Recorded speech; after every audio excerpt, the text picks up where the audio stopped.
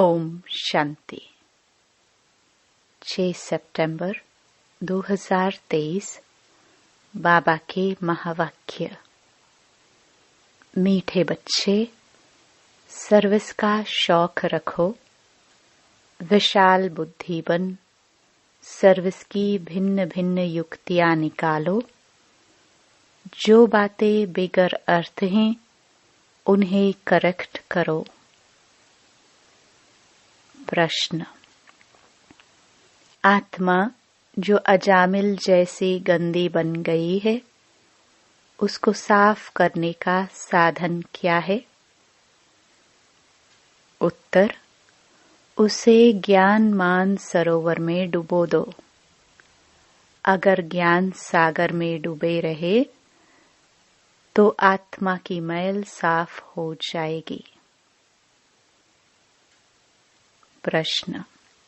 ब्राह्मणों के लिए सबसे बड़ा पाप कौन सा है? उत्तर। ब्राह्मण अगर बाप की आज्ञा न माने तो यह बहुत बड़ा पाप है। बाप की पहली आज्ञा है, तुम मुझे निरंतर याद करो। लेकिन बच्चे इसमें ही फेल हो जाते हैं। फिर माया कोई न कोई विक्रम करा देती है। गीत। छोड़ बिधे आकाश सिंहासन। ओम शांति। बच्चों की बुद्धि में क्या आता है? कौन आया है? बाप, टीचर, सतगुरु। मात पिता अक्षर तो जरूर चाहिए। मात पिता अक्षर भारत में प्रचलित है।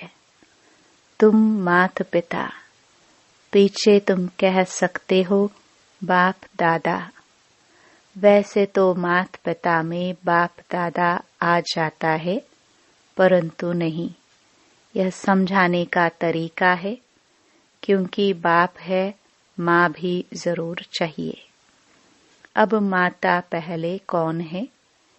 यह है गुह्यते गुह्य बात, जो कोई समझ न सके। क्या प्रजापिता ब्रह्मा होने से भी माता चाहिए? प्रजापिता ब्रह्मा के साथ कोई प्रजापत्नी भी चाहिए? नहीं, प्रजापत्नी नहीं चाहिए, क्योंकि यह मुख वंशावली है।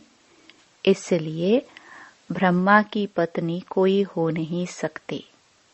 यह बहुत गुह्य और गंभीर बातें हैं। इसे समझने और धारण करने के लिए बुद्धि चाहिए। यह एक ही बाप है जो बच्चों के सम्मुख आते हैं। तुम तो समझते हो मात पिता बाप दादा सम्मुख आया है। बच्चे बाहर में सर्विस करते हैं। सेंटर्स पर जो रहते हैं वह यह नहीं समझेंगे कि मात पिता बाप दादा सम्मुख आए हैं। वह समझेंगे फलानी बीके व ब्रह्मा कुमारी आई है। यह मम्मा अडॉप्ट की हुई है। सबसे लकी सितारा जगदम्बा है। यह संभालने के लिए मुख्य है। इसलिए इन पर कलश रहता है।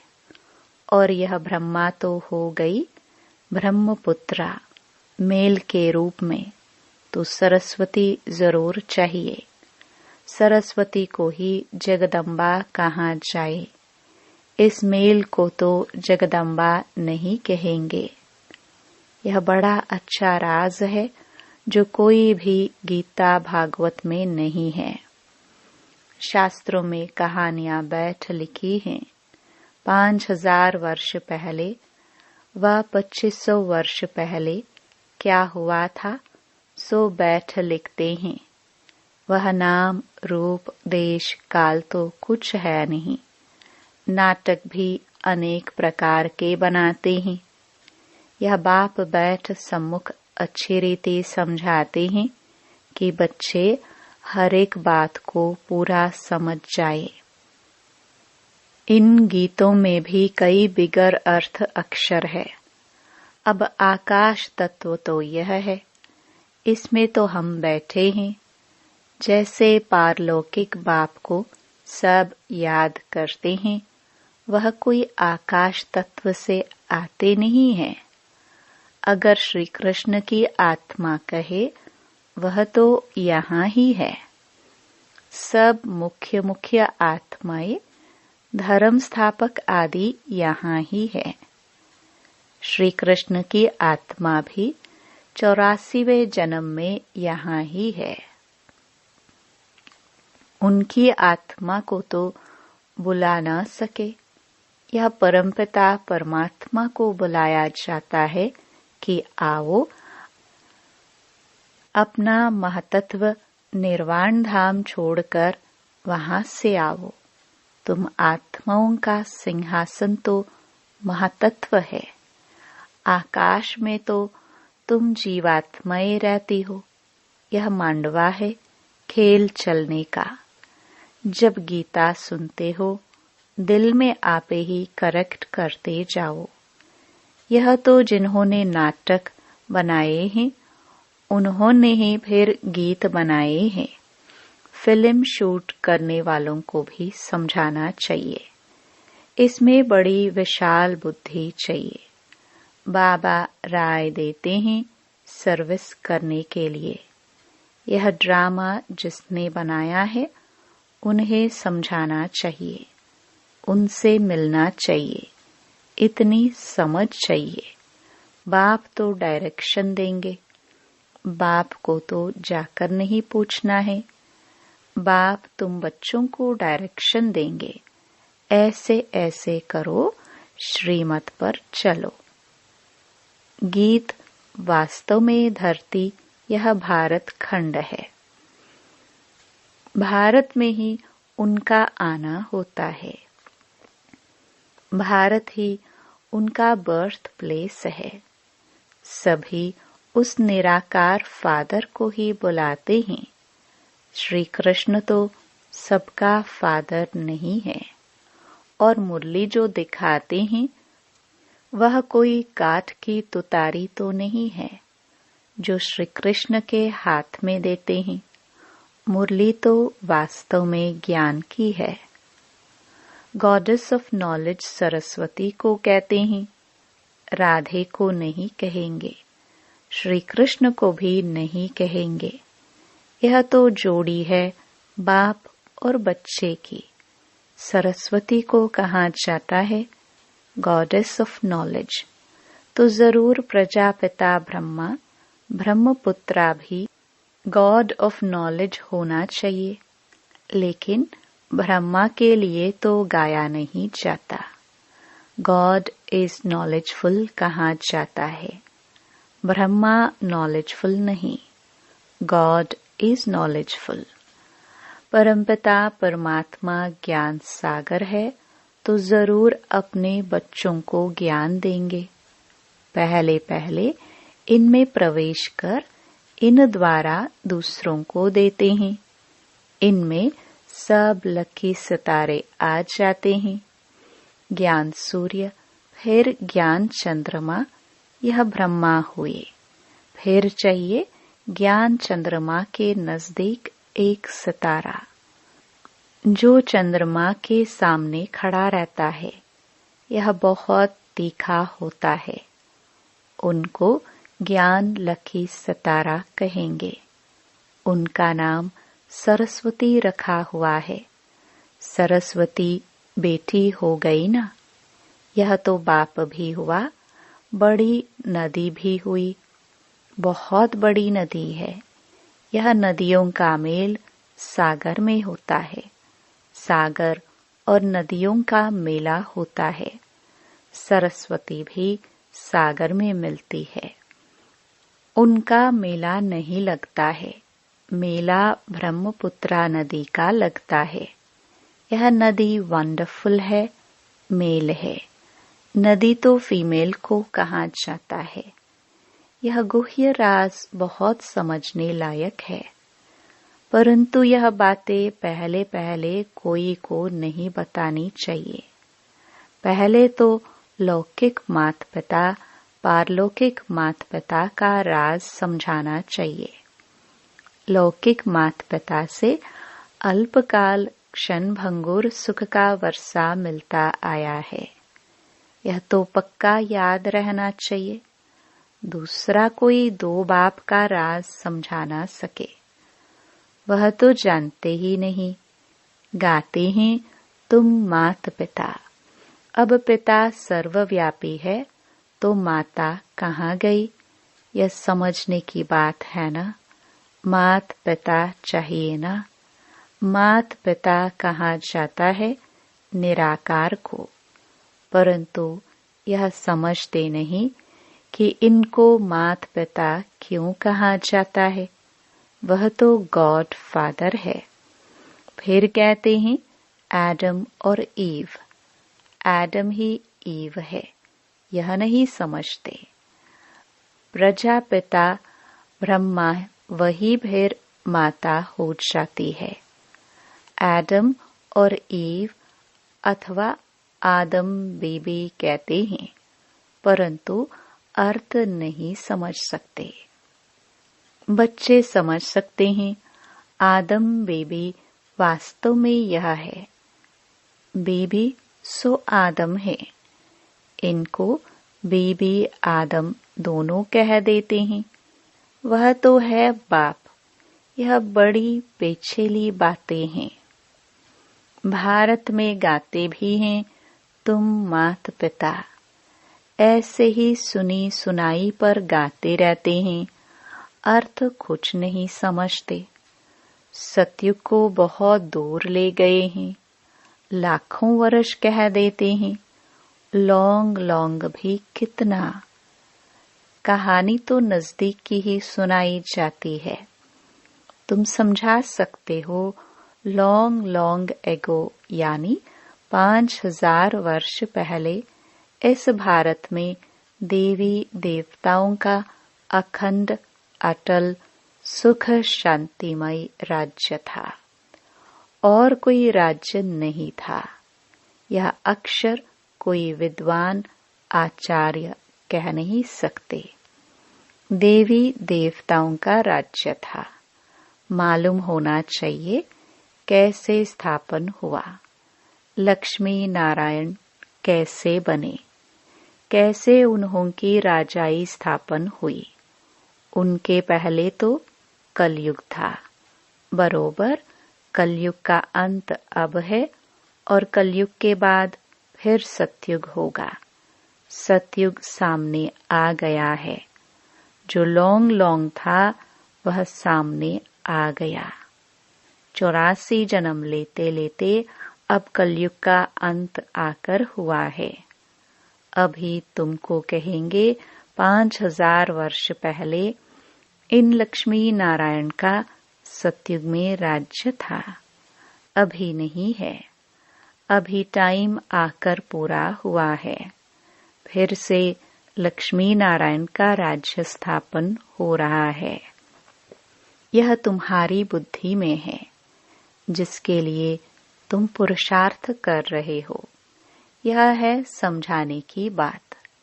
यह तो सच्ची गीता आदि इसलिए लिखी जाती है कि कोई पढ़कर रिफ्रेश होते रहे।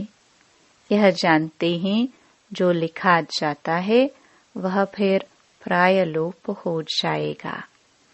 यह सच्ची गीता भी नहीं रहेगी। जो तुम लिखते हो वह सच्चा ज्ञान प्रायलोप हो जाना है, और साथ साथ शास्त्र भी सब प्रायलोप हो जाएंगे।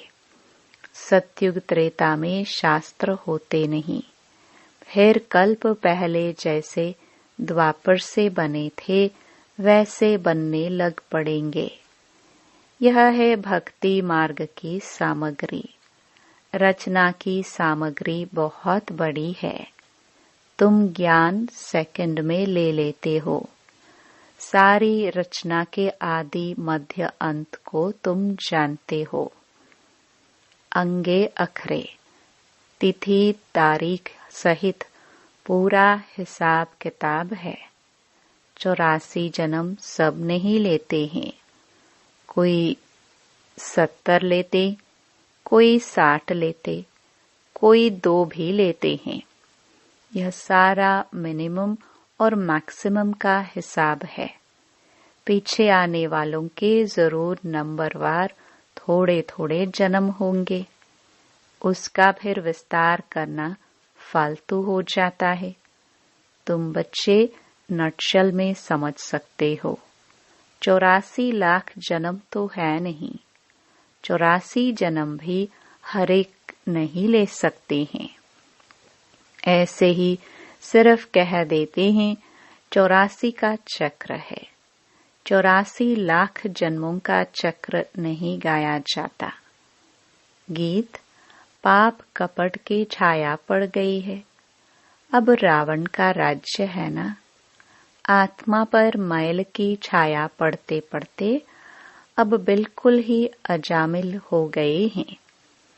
इतनी मैल छड़ी है जो साफ होते ही नहीं। उस मैल को निकालने लिए फिर गाया हुआ है ज्ञान मान सरोवर। उसमें डुबा रहे। जैसे जंक लगती है तो उनको उतारने के लिए घासलेट में डाला जाता है। यह भी जंक लगी है, इसलिए ज्ञान सागर में डूबे रहो। कोई पानी की नदी व सागर की बात नहीं है। ज्ञान सागर जो ज्ञान देते हैं उस नॉलेज में तत्पर रहना है। गृहस्थ व्यवहार को भी संभालना है। उसमें कोई मत चाहिए तो लेते रहो। हर एक का कर्म बंधन अपना अपना है। सर्जन सबके लिए एक ही दवा नहीं देते हैं। हर एक का कर्म बंधन, हर एक की बीमारी अपनी अपनी है। यह 5 विकारों की बीमारी महाभारी है। इस बीमारी को कोई जानते ही नहीं है। यह कब से शुरू होता है? आत्मा को बीमारी लगने से शरीर को भी बीमारी लग जाती है। आत्मा में दुख पड़ता है तो शरीर में भी पड़ जाता है। यह बातें शास्त्रों में नहीं है। वह तो भक्ति मार्ग का भक्ति कांड है। भक्ति का भी बाबा ने बताया है कि पहले होती है अव्यभिचारी भक्ति, फिर रजोगुणी व्यभिचारी भक्ति, फिर व्यभिचारी तमोगुणी भक्ति। जैसी जैसी भक्तों की अवस्था वैसी भक्ति भी हो जाती है। ज्ञान भी ऐसे उतरता है। पहले 16 कला, फिर 14 कला, फिर 12 कला। प्रारब्ध जो बनती है वह फिर उतरती जाती है। तुम बच्चे जानते हो यह कमाई है। कमाई में विघ्न पड़ते हैं। दशाएं बदलती हैं। पूछते हैं हमारे ऊपर कौन सी दशा बैठी हुई है? फिर वह लोग बतलाते हैं इस सच्ची कमाई में भी बच्चों पर दशाएं बैठती हैं। कोई पर राहु की दशा बैठती है, काला मोह कर लेते हैं। बृहस्पति की दशा थी, फिर माया ने थप्पड़ लगाया तो राहु की दशा बैठ गई। काम में गिरा और फट से राहु का ग्रहण लगा। ताला बंद हो जाता है। यह है गुप्त कड़ी सजा। वह फिर कभी कह नहीं सकेंगे कि भगवान वाच काम महाशत्रु है। सन्यासी भी काम महाशत्रु के कारण ही स्त्री को छोड़ चले जाते हैं। यह भी निवृत्ति मार्ग की पवित्रता भारतवासियों के लिए अच्छी है। भारतवासी ही पवित्र से अपवित्र बनते हैं, तो उन्हों को थमाने के लिए यह सन्यासी हैं। मरम्मत के लिए यह पवित्रता है। पवित्रता की ताकत से ही सृष्टि इतनी चलती है। अभी तो वे भी पतित बन पड़े हैं, तुम्हें उनकी भी सर्विस करनी है। सर्विस का तुम बच्चों को बहुत बहुत शौक रहना चाहिए। बेकायदे कोई भी चलन नहीं चलनी है। भल पुरुषार्थी हो, संपूर्ण तो कोई नहीं बना है। कुछ न कुछ पाप होते रहते हैं। बाप की आज्ञा न माना यह भी बड़ा पाप है। बाप का फरमान है, निरंतर मुझे याद करो। जानता हूँ कि कर नहीं सकेंगे, परंतु तुम पूरा पुरुषार्थ ही नहीं करते हो। जो करेंगे वह अच्छा पद पाएंगे। अच्छा, मीठे मीठे सिखिलदे बच्चों प्रति माता पिता बाप दादा का याद प्यार और गुड मॉर्निंग। रूहानी बाप की रूहानी बच्चों को नमस्ते। धारणा के लिए मुख्य सार। पहला, 5 विकारों की बीमारी से मुक्त होने के लिए सर्जन की राय लेते रहना है। आत्मा पर कोई बीमारी न लगे, इसकी संभाल करनी है। दूसरा, सच्ची कमाई करनी और करानी है। कोई भी बेकायदे चलन नहीं चलनी है। राहु की दशा कभी न बैठे, इसके लिए बाप के फरमान पर सदा चलना है। वरदान, याद और सेवा द्वारा सब चक्करों को समाप्त कर क्षमा पर फिदा होने वाले सच्चे परवाने भव। जो बच्चे याद और सेवा में सदा बिजी रहते हैं, वह सभी चक्करों से सहज ही मुक्त हो जाते हैं। कोई भी चक्कर रहा हुआ होगा तो चक्कर ही लगाते रहेंगे। कभी संबंधों का चक्कर, कभी अपने स्वभाव संस्कार का चक्कर। ऐसे व्यर्थ के सभी चक्कर समाप्त तब होंगे जब बुद्धि में सिवाय क्षमा के और कुछ भी न हो। क्षमा पर फिदा होने वाले क्षमा के समान बन जाते हैं। ऐसे फिदा होने वाले अर्थात समा जाने वाले ही सच्चे परवाने हैं। स्लोगन, जो सच्चे पारस बने हैं उनके संग में लोहे सदृश आत्माएं भी सोना बन जाती हैं। ओम शांति।